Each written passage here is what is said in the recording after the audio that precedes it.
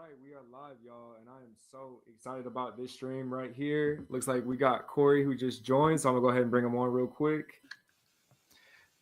Hey, Corey, what's up? What's up? man, can you hear me? Okay, I can. Can you hear me okay?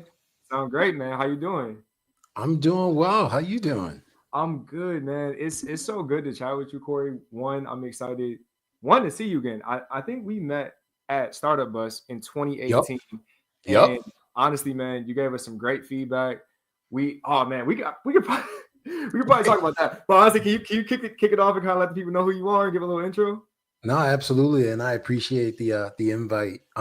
For those who don't know me, my name's Corey Weathers. I currently have the pleasure of leading the Off Zero developer content team at Okta. So we're responsible for publishing a bit of content that is very catered towards developers across our blog and our YouTube and social media and the like. But I started my career as a developer. I went to Mhm. school as a comp sci major at Howard. Shout out to my good old HU. Thank you. I spent a bunch of time at a number of companies doing a number of developer and developer adjacent roles, Mhm. like Microsoft and Twilio and the Mhm. like. And so I transitioned into DevRel when I joined Twilio in 2017 and have been in DevRel ever since. And it's been a ton of fun. I'm so excited to dive in, man. Are you before we kick it off? Are you okay until the top of the hour, 6 o'clock? Is that okay? Yeah, I'm good. I'm good. Perfect. Okay, I'm excited, man. Y'all are in for a treat tonight. Corey, your background, man, is amazing, and I'm just so curious. I almost don't even know where to start. So we might hop around a little bit if that's okay with you. That's 'Cause totally fine. it's just so many things, man. So number one, Twilio, Microsoft, Okta. These are some huge names in the tech industry. People think about Fang all the time, and sometimes I think it's a little. There's so many more huge companies that do great, amazing work, incredible products that change the world, and those interviews are very tough. Um, like for example, Twilio is probably my toughest interview today. I actually had an interview for like a I think role at the time, and it was tough, man. And I think it's because you got the bar raiser, and there's so many aspects of it. So can you kind Yeah. of speak to some of that? Like, how did you even start your career at these big tech companies, and like, what's the interviewing process or getting into these spots? Yes, it's funny. I was talking to someone and I was saying, I got my first check in the industry about 20 plus years ago. And you sort of sit back and you look at like what it was like to get into the industry then versus now. And some bits are still the same and some bits have changed. But because I went to undergrad as a comp sci major, the route in at that time was always, you get an internship, and from that internship, you get a full time gig, and from the full time gig, you see where things go. I had the pleasure while I was working while I was at Howard studying, to both work for the university and to intern for the IRS as well as Microsoft. And so for me, my entry point in was very much the intern pipeline. Now, that being said, that pipeline still is very valid and it's Mm-hmm. one of the ways to get in today. Mm-hmm. Um, but it's changed, right? Now we have so many different efforts and programs, whether it's boot Mm-hmm. camps, which are still around, not as popular as they were at one time. Mm-hmm. Um, but whether it's boot camps or you have different communities who legitimately focus on bringing folks together to help them in their career transitions, or alternatively, if you have apprenticeships, like there are so many other pipelines to get in.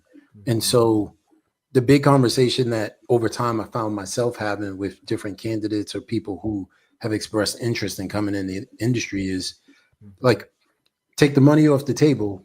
Why do you want to come into the industry? Right? Is it a thing that you care about? Is it a thing that you love? Is there a personal motive? Is there a story?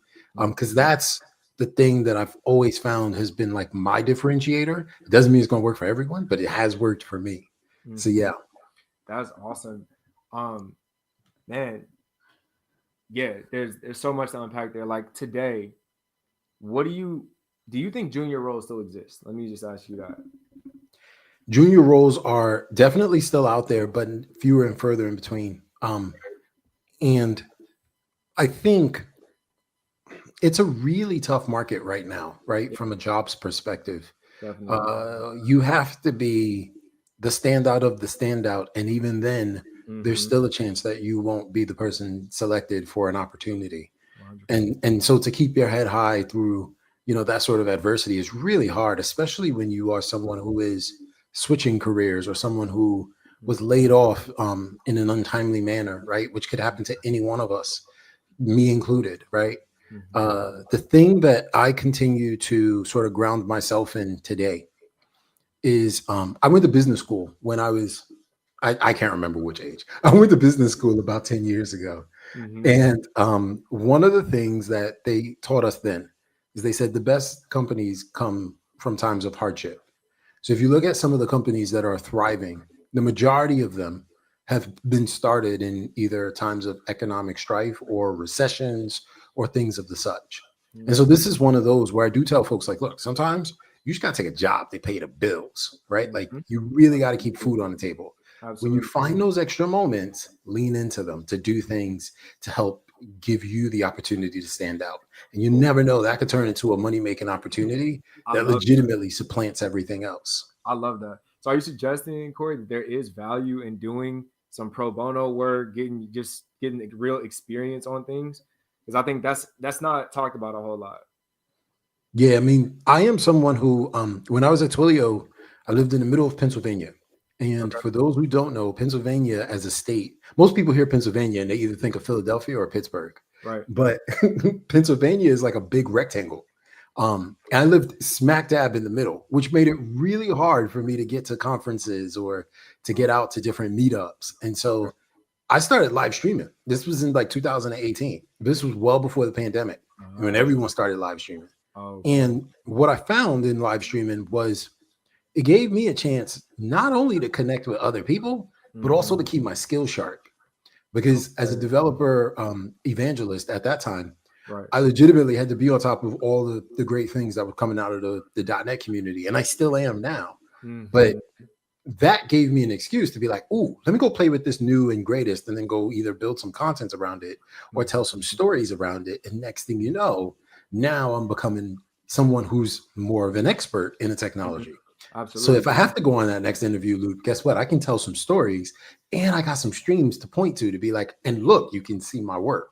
Oh, can you talk about that? How does that look? Because I think one thing, you know, personally, maybe I find it a challenge. I don't know how other people navigate it, but it's like keeping your personal things or personal brand or maybe even side projects like not separate, but like not overemphasizing it too much when you're Yeah. interviewing, like seeming like you're just leaning too heavy into something. So like, how do you kind of work that in a productive way for job interviews? Yeah, I think this is about finding the right opportunity, right? And Okay. I say ultimately because it doesn't start that way.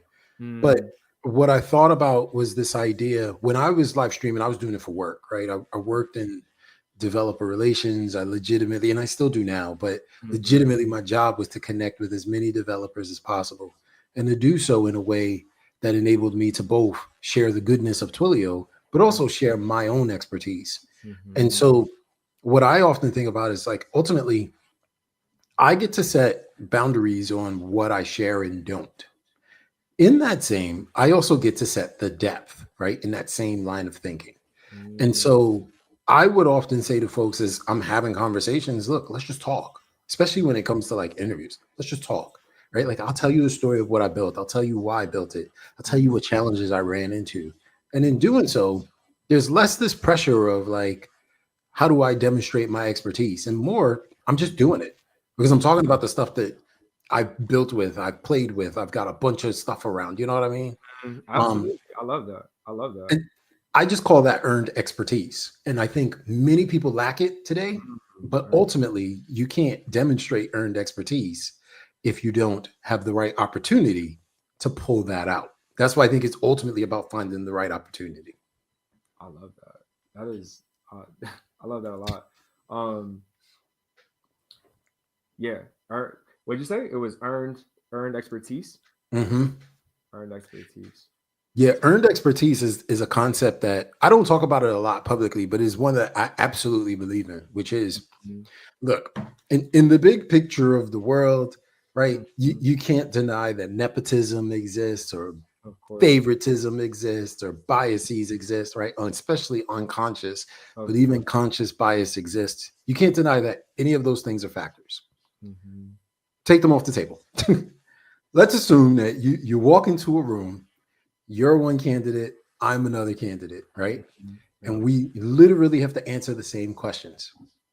One person says, "Hey, I built this thing, and here are all the things that I've experienced in building it." Another person says, "Hey, I haven't built the thing, but I got a following because I've talked about the thing." We are not the same. Mm. And Okay. so this is something where in times like this, when folks are really trying to find the right opportunity, Yep. it is about where do you put your expertise Okay. to bat so that way it can earn you some money. I love that. Um, That's a and great so way this to is look at it. there's a thing about this earned expertise. You've got to demonstrate it for the right opportunity in the right ways. That's so good. I love that. The other thing you touched on was you said let's have a conversation in the interview, which I love because I think the emphasis on the star method, like I feel like industries get on something and they stick to it heavy, and then everyone's practicing star method, and you're writing 8 stories down, and you're practicing 8 stories, and you're getting rehearsed, and you're sounding maybe like a robot a little bit, and you're trying not. Yeah, So I yeah. love that. How do you like I don't know. Do you focus on star method, or do you try to like or is it more of like you said just the conversation? Is that literally how you sort of navigate it? It's just like, hey, I just want to have this conversation and I want to just tell you or share, pick whatever you want. I'll dive in deeper, but yeah, how do you navigate that? Yeah, I got a really hot take on this one. Okay. And Let's go. I fundamentally believe that it is the job of the interviewer to make the interviewee the most comfortable they can be so that they can do things like use the star method, right? Hey, Or have a conversation. Ultimately, I like at the end of the day, if you're a job candidate and we've all been one, we will all be one at some point in our life. If you're a job candidate, your job is to sell yourself, period. So you have to know whether it's using the star method or being self-aware to recognize when you're taking up too much time or recognizing that like you've spoken so much that you've forgotten the question, right? You mhm. have to learn how to navigate these situations and settings in a way that paint you in the best light because the reality is you want something that the interviewer can give you. That's a Mhm. given. That's a fact. But the flip side to this Hmm. is so many folks in the industry have complained about interviews feeling like interrogations, interviews feeling like rinse and repeat. And I get it, right? It's almost one of those things where it's like if it's not broken, don't fix it, right? Don't try to fix it, right? Like leave it alone. But we do have to find a way to continue to accurately assess if someone is the right candidate for an opportunity. And the Hmm. methods that even we use at the company I work for is not, I wouldn't say they're the best, right? Like I'd say Hmm. it's what we figured out has worked for us. And even now we're still evolving them. Right, But the right. point there is like these things have to keep evolving.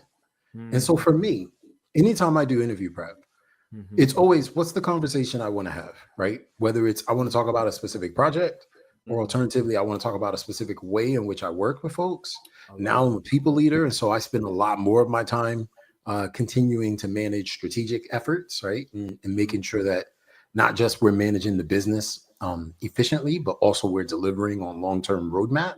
And Right. so I need to know what I would want to talk about around that, right? Hmm. But it is sort of having those couple of stories that you can very eloquently sort of speak to. So that way you are answering the question and painting yourself in the best light. Oh man, these are gems, y'all. I hope y'all are taking notes, man. This is so good, Corey. Thank you for sharing that. Um, in the spirit of hopping around a little bit, you said a word that caught my brain. As a Hmm. product person, you said roadmap.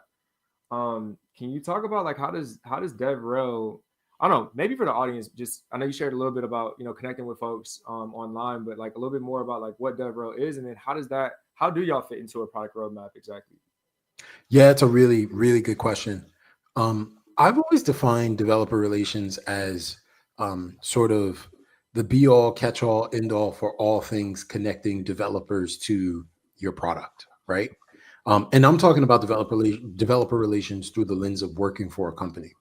There are a number of folks who have done developer relations activities that have absolutely nothing to do with companies. And that's correct, right? Okay. And so if it, at the end of the day, the way that I measure success when it Mhm. comes to developer relations is, did I help a developer do the thing that they set out to do?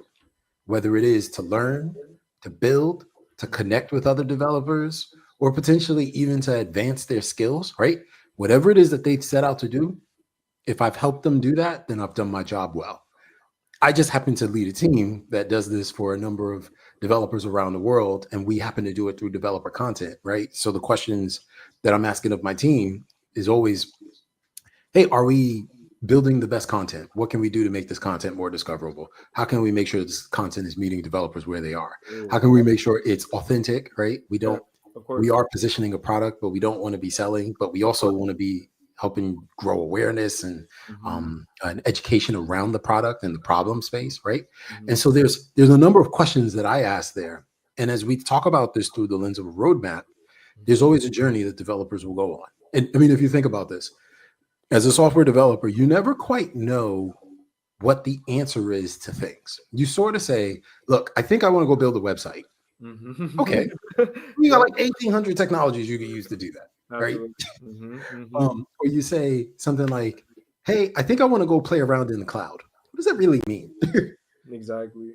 And so, what I want is for my team to be the names and faces such that whenever you think about a problem with Auth0, my team, either their names or their faces are the ones that come to mind as folks to Mhm. help you solve the problem to achieve Okay. the thing you set out to do. That's how I think about it. I love it. No, it's great. So it almost feels like this mixture of like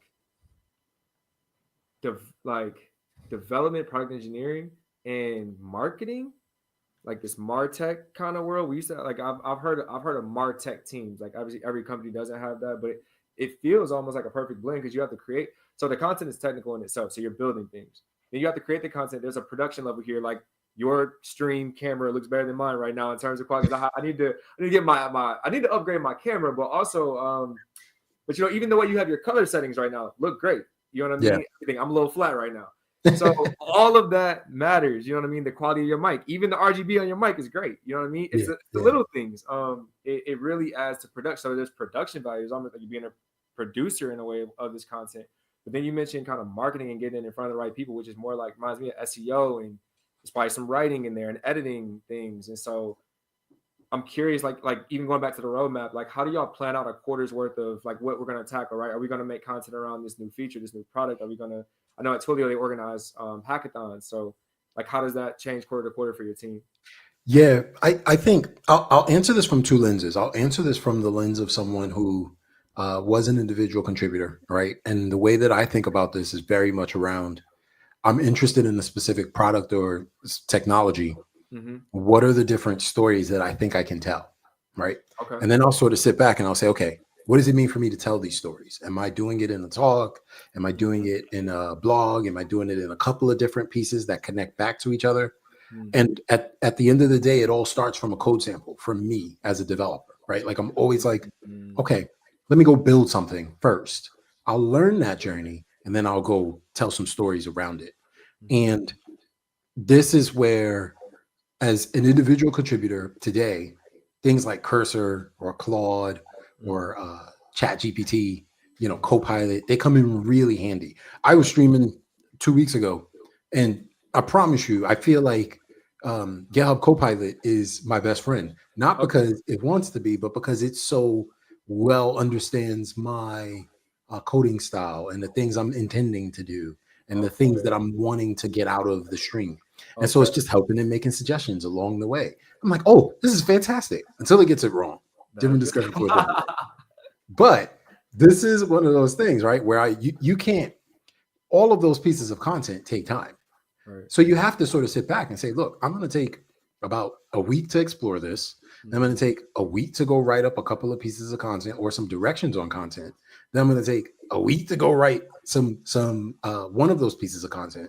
And all of a sudden now you've got 3 weeks already planned out. And guess what?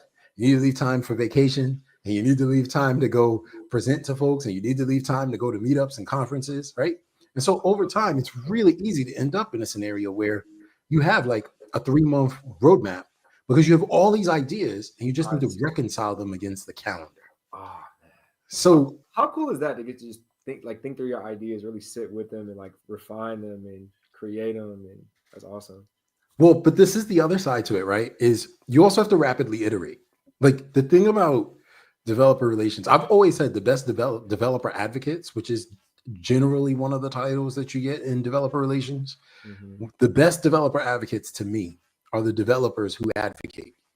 And developers who are developers first will always sort of have a pulse on what's changing, or is this something that I need to be concerned about, or is there something that came up that could potentially like derail this, right? So you have to steadily be in a spot where you're saying, look, I'm going to explore this and we're going to create a bunch of content, but you need to leave space for iteration. What does it mean to evolve and to go explore even more, to be like, oh, this took me down a different path, I can tell a story around this. Right. And so in that vein, like that's like me as like Corey the individual advocate, but then there's Corey the people leader, who's like, okay, well, you told me you were going to have all these pieces of content. Where are we? How is Okay. it doing? Right. Where are you blocked? How Right. can I unblock you? Okay. The other side to this is the content performing? What do we need to do to make the content There we go. perform? There we go. What support do you need from me to make sure you understand what it means for content to perform? Because at Right. the end of the day, this is your content, not mine. I'm just making sure we deliver. So yeah. Interesting. So are the individual contributors expected to market their own content? Or are you passing that off to the marketing team, and like how does that work? Yeah, it's a little bit of yes and yes. You know, Okay. if I think about this as myself, Mm-hmm. I can best tell the story of why I wrote a thing. Right? There's no one in the world who That's is better equipped That's to true. tell that story than me. Yeah. Yeah. So it is in my best interest to market my own content. But that Mm-hmm. doesn't mean I shouldn't take help. Right? The Yep. marketing team probably knows how to position a piece of content in a channel that I've never been in. Okay. So Got you. take the help. Okay. All right. I like that. And then again, this thing I'm realizing, this role I'm in right now, as a PM, is that, I mean, I guess I've always known I would have, this role is making me realize, and it's a word you've been using, so I want to touch on it, which is storytelling and how critical that is.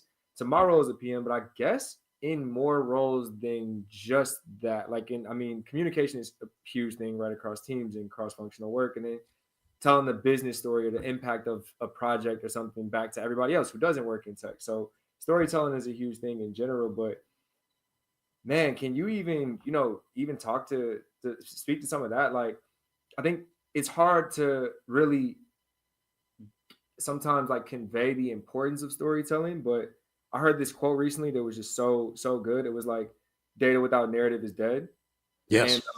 I so can you kind of speak to like why storytelling is so important? And yeah, I guess we can start there. You know, I am a divorced dad, right? I have two young children, and it's always fascinating to me to think about how many of these lessons have sort of been ingrained in us as children, but they show up in different ways, right? Mm. And so this is storytelling to me is the best example of this, because I'm thinking about both of my kids. Just last Thursday, we went to a dance, or last Friday, they went to a school dance. Parents had to be there for the chaperone. I went. It's a cool activity. It's for the kids. They had a ball. But I asked them coming out of it, I said, and I always ask my kids this every these same two questions every single day. What was your favorite part of the day, and what was your least favorite part of the day? And I asked them, I said, hey, what was your favorite part of the dance? And to hear them just open up in a way that was so authentic and genuine to how they tell stories. One kid was like, oh, I love the lights. It was a glow dance. Oh, I love the lights. I got to have the neon shirt on. And that is the thing that excited me the most. But then we got these bracelets, and the bracelets lit up with my shirt. And you can hear the joy and exuberance in their voice. That's the power of storytelling. It's basic questions that we've been asking and answering since childhood. But what it is you're trying to convey an idea in such a way that you convince other people to be so captivated by it that they continue to stay engaged, and they continue to ask you more questions, and they lean in with that curiosity in a way that both gives you space to shine, but also gives them space to meet you where you are. That's so That's good. the power of storytelling. That's so whether good. in business, family. Absolutely, absolutely. And and there's also, like you said before, it's like there's a social awareness that's important to all this too. You can't go tell a too long story. You can't tell the wrong parts of the story. You can't tell the story in the wrong order. So like for me, pitching helped me a lot. Like unintentionally learn sort of that format of, you obviously tweak things to the right audience, but like Yeah. that idea though of storytelling. So like for folks who don't exercise maybe a pitching muscle or something like that, I mean, how do you even practice storytelling? Yeah. Pitching is an interesting one. And it ties really nicely actually to developer relations, because if you think of the best stories you've ever heard, and I mean literally the best stories, not good ones, not great ones, but the ones that you're like, man, at one time I heard that one thing, Mm-hmm. you'll realize that those stories follow a cadence. Right. It's very much like, and I'm a piano player, right? So Mm-hmm. Okay. I'm very in tune with this notion of like things having build and structure. Mm-hmm. And, Okay. and in this regard, the best stories are that way. For me, um, one of the best speeches that I've listened to, and I always go back to when I need a reminder of how to frame a good story, as I'm actually writing a keynote right now, it's a different Mm-hmm. discussion. But it's Barack Obama's 2004 Democratic Convention speech, Okay. where this was before he was on the big stage, Okay. and you walked into that convention not really knowing who he was, but you walked out of it feeling energized and excited and curious about who Mm-hmm. this individual was. And then to see his rise from there, it almost just even takes a rocket ship, right? It's like a once in a lifetime thing. But then you go back and you're like, well, what made that such a great speech? And then you start to realize, well, wait, there are all these components to it, right? There's a fantastic intro. There were amazing transitions. There were specific points you nailed at different parts of it. Whether you're pitching or you're talking to someone for 5 minutes, legitimately, everyone has the opportunity to practice like telling a structured story in a specific format, and not in a way where you're sitting there like, okay, so I'm going to read these slides, right? Like Right? Like, that's not yeah, it's very, yeah. very this idea of just like, how do I tell a good story? And Mm, have some structure. And comic man. books are the best at that as well, right? Woo. I love good comic books because good comic books do this really well. Man, that was like a workshop in itself, man. That's good. I'm gonna have to watch this back for myself because that's really good.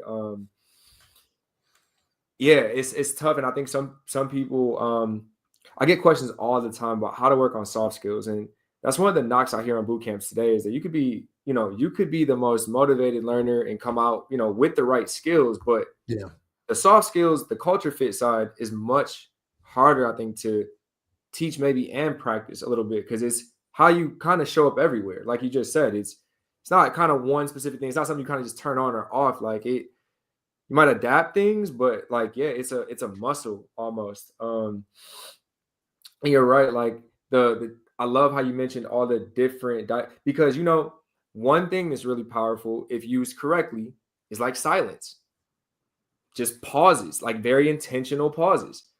There's so many little nuanced things, like you said, man. I love how you mentioned transitions. That's so good. Like the intro. When you said storytelling, I thought about like English, like kind of the hero's journey.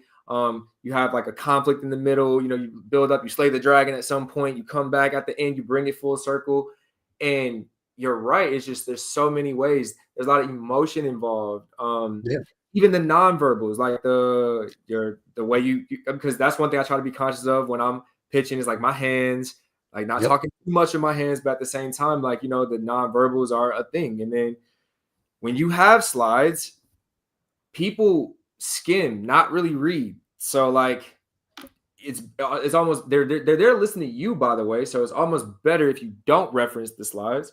that's right. Over the years, I've learned that like people don't recognize your mistakes. Like, so if you do mess up, like no one knows that. Right. So, in terms of you flowing with your own content, like it's super important. But that goes back to, like you said, knowing and owning your content, not going out there kind of half prepared or something. Yeah, I guess I don't really have a point with that, man. But it's just there's so much to it. It's so hard to sum that up when I'm talking to folks. So I'm glad that like we could just kind of talk about that, because like, yeah, it's so much, but it's so powerful, man. Like you could have the biggest success on a project in the world, but if you can't tell the story behind it, no one's gonna get it. No one's gonna see your value. That goes back to promotions, recognition, your team getting celebrated. It's a lot, and you have to be able to tell the story of why the work you do is important and why it matters. Well, That's true. Yeah.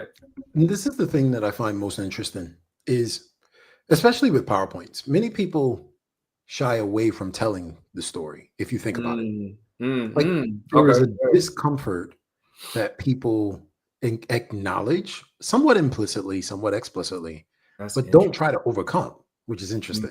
Mm-hmm. And so and I've done speaker training, right? Like I've gone to school for things. Of course, I've got an Mm-hmm. MBA and I've got an undergrad, and so I had to do Mm-hmm. speech classes, right? Mm-hmm. There are a number of tips that have continued to sit with me.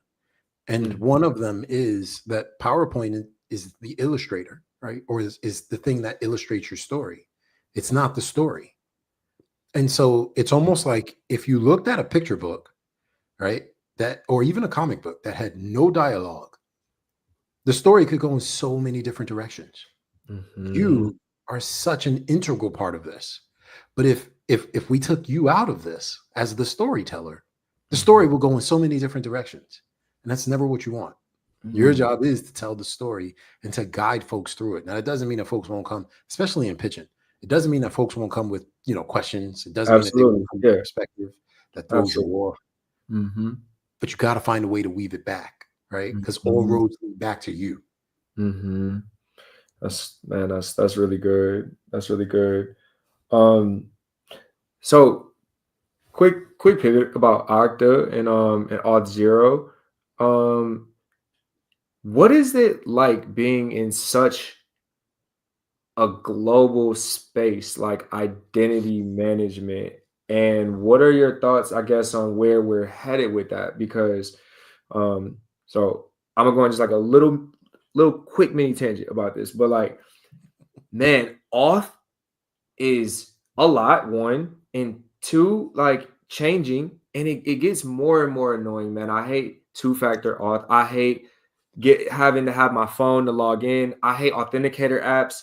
Like, man, I feel like we add more steps to authentication and things still get hacked. It becomes more cumbersome to log in. Like, if I don't have my phone, I actually probably can't get into certain things, just legitimately, Yeah. which is a kind of a problem to me. That's the opposite of access management, kind of, in my opinion, right? So like, then there's these tools like Clerk coming out too. So there's other things like Auth0 used to be kind of the, at least from what I experienced, it was kind of like the like the industry standard, I guess, in auth. Like if you're going to use a third party thing, like you use Auth0, and I know it's still huge, but like Yeah. I've been seeing a lot about Clerk and these other things that are coming out. So like, guess that's a lot, but like one what's it like being in identity management, and then kind of your thoughts on kind of where we are with just authentication in general. Yeah, no, I mean it's a fantastic question. I think, and this question comes up in a bunch of ways a number of times, right? So it's not a unique one. Um, every time I answer it, I always answer it differently as I'm getting ready. I feel bad knowing um, you get asked that all the time now. yeah, it's actually quite funny. But the thing that I talk about in scenarios like this is how core and essential identity is and how much identity changes and why you need a company like an Okta or an Auth0 to manage this for you. And I'll put this in perspective, right? Mm-hmm. If you think about the fact that like you look at, like, I have an iPhone, right? I look at my phone, it unlocks. And with that one unlock, I can then get into my music library in Spotify. And I drive an electric car. And so the song that I'm listening to on my phone now walks with me as I get into my car, and my car has now picked it up. And all of a sudden, everything is going. And as my mood changes throughout the day, I can say, hey, I need to send a text message. And that text message is tied to my driver's profile, but also recognizes that my Spotify is loaded and says, Mm-hmm. okay, let me connect up to your phone and now Mm-hmm. send some messages. And now all of a sudden I've had these unique experiences that today we take for granted, but at its core is powered by identity. Ooh. Identity has never been more important than Ooh. any time in the world. I fundamentally believe this. And the reason why if we took all this off the table and you Mm, look at the threats to identity, right. you can see so many folks want information about you or information that you know to be able to then act as if they are you, right? Absolutely, yeah. This is where I fundamentally believe that we are at a digital or really at an age Hmm. where you trying to manage this with usernames, passwords, and a black book, not the Hmm. right answer. Hmm. There's the ways in which people can attack that information way Hmm. more sophisticated than the number of passwords you can come up with in your head. Hmm. And so we are at a spot where we need something, someone, some solution to make this a scalable and solvable thing. Right, Now, right. Hmm. one of the other things you talked about is the UX around identity, which is Hmm. look, we got username passwords, we have this concept called passkeys, we have factors of authentication. People even sometimes think they know what authentication is, but they probably know how to spell it more than they can describe it. For Then sure. there are all these things like AI agents, which are now starting to get way more ubiquitous and to pick up more of what it is that we do on a day to day. And they Mhm. also know who you are, right? And so there's all these questions around like, how can we make the UX around identity better? I don't think we'll ever get to a spot where we solve this. That's my personal belief. Okta doesn't pay me to say that. If someone For at Okta sure. heard this, they'll probably be like, wait a minute. But So, okay. So, what I mean, I'm not a Web3 person. I'll be honest. I don't write smart contracts. I know it very, very, very, very, very loosely, but I do like the concept of decentralized auth. Is that a world you see coming for us where maybe a crypto wallet, something is the way we access these things? So I don't have to use the authenticator app and then do a two-factor code and then log into Google and click yes and then put the right number in. Like, yeah, yeah.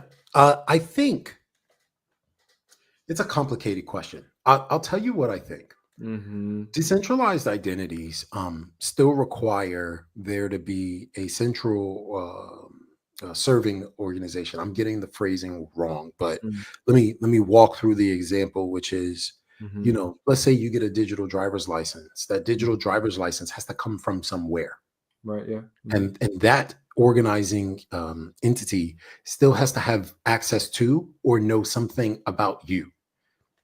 That doesn't mean that they know all the things, right? Right. And Right. so Yeah. where a decentralized ID gets really useful is, I for one organization, maybe UPS or the FedEx folks need to give them my address. For Mm-hmm. another organization, I need to give them my birthday because I'm trying to, Mm-hmm. go get into a party. The two don't Mm-hmm. need the same bits of information. They only get the information that Okay. they need, right? Mm-hmm. And so Mm-hmm. there is something special and magical about that. Now, Mm-hmm. my take. Let's go. So we talked about driver's licenses, right? Right. Yep. And one of the things that the, I guess, the benefit of time has given me is Mhm. that you start to recognize where government and tech don't always move at the same speed. At all, almost ever. Yeah. And so I think for things like mobile driver's licenses to get adapted in a way in which I really can see them being super effective, Okay. it'll take government to figure out how to get this done. But that's like most software innovation, if we really think about it. And so in this regard, Mm. I'm not calling it my lifetime, but at some point it'll happen. Okay. Okay. Got you. Yeah. Because man, that's it. That's just my thing. Like, we've progressed over time to where, like, there's just so many ways to authenticate, but your stuff is still vulnerable. I can have SSO and still get phishing emails. Like, it just Yeah. happens. I just wonder, to what end are we becoming more safe versus making this more cumbersome to just use the basic thing. So I look forward to us solving that, whatever that looks like. But to your point, I have no idea. That's not my world. That's why I wanted to ask you. I was like, "This is Corey thinks. Is it coming soon?" Well, Yeah, and to be fair, it's one of the reasons why I stay employed. So, absolutely. That's a fact, man. That is a fact. Actually, this might be a good topic. I have a friend right now who just he's my most recent friend who went to a boot camp. I think maybe 2020, either one or two. I think 22, and then he's at his first job right now, but he's realized that he's into IAM. Again, not my world whatsoever. Outside of a couple AWS things I might need to do, that's it. What is your advice on like someone trying to pursue a career path in like IAM or identity access? Like, how do you like? I have no idea what the side projects or like the learning paths are. Like, what would you even say for someone trying to go that route? Oh, it's funny. I'm actually talking to someone right now who's in the middle of this pivot, and Okay. the guidance that I've given them is it's 2025. So let's lean into 2025 things to help you stand out. And so if you are curious about or interested in things around identity and access management, it comes back to that storytelling piece. Tell these stories in a 2025 way. Give me a TikTok reel, give me, a small snippet of code that someone can take and go deploy themselves and see the magic of what you've learned. Give me something that shows me that you're interested in a public way, as opposed to you just being like, yeah, I'm super passionate about this, I but not love quite seeing anything of you demonstrating that passion, right? it. Literally, like, bring this to life in a Mhm. 2025 way. And the reason why is because at the end of the day, you're going to be a voice among voices, right? Like, yes, you're going to try to stand out, but you're still going to be a voice among voices. What you want is people to actually listen to yours. For sure. In a world of saturated content, we're getting dumped on by content and podcasts and everything. Absolutely. That's huge. That's huge. I love that. And thank you for even giving me a new perspective on how to leverage I've always felt like they had to be separate. Growing your personal brand, I always felt like it would get conflated with work stuff, or it would come off the wrong way. Like, we don't want you to over index on creating content or being a YouTuber basically or something like that. But I love the way you said that's like demonstrating enthusiasm, earned expertise. Like, those are some serious gems. I appreciate that. We're approaching on top of the hour, man. I want to just ask, like, is there anything you want people to like, shout out or go visit, check out? Where can they follow you, for more, catch you on the stream? Yeah, nah. I mean, I always tell folks these days I'm on Blue Sky. Oh, cool. Okay. I'm Corey L. Weathers. So, I've got my name there in there, but Cool. CoreyLweathers everywhere. Okay. So Corey L. Weathers on GitHub. I do have a Twitter account. I very rarely use it. I only use it for work right now. Blue Sky is the place where you really want to find me. LinkedIn, you can, same handle.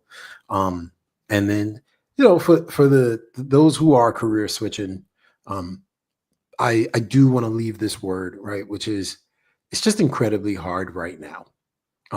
And I've seen times be this hard, or similarly hard, and I've also seen us sort of persevere through it. And so my hope is that, for those who are job searching and struggling and becoming discouraged, that's real. Acknowledge that. Do what you need to do to take care of your families, right? To put food on the table, to take care of yourself. But if that means you got to put the tech a little bit on the back burner, do what you need to do to take care of yourself.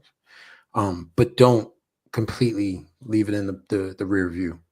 That passion still has to be nourished. Kind of like a really good pot of soup. Still gotta kind of give it some more of the love and other ingredients to help make it stand out. And so take care of yourself, but invest in yourself. That's what I would say. That's beautiful. Thank you so much, Corey, for your time, for these gems, man. And honestly, I hope we can do this again sometimes. I could have asked you way more questions, but I appreciate your time and the wisdom so much, man. Thank you, Corey. I appreciate you. Hey, thank you for the invite again, man. Absolutely, man. Take it easy. You too.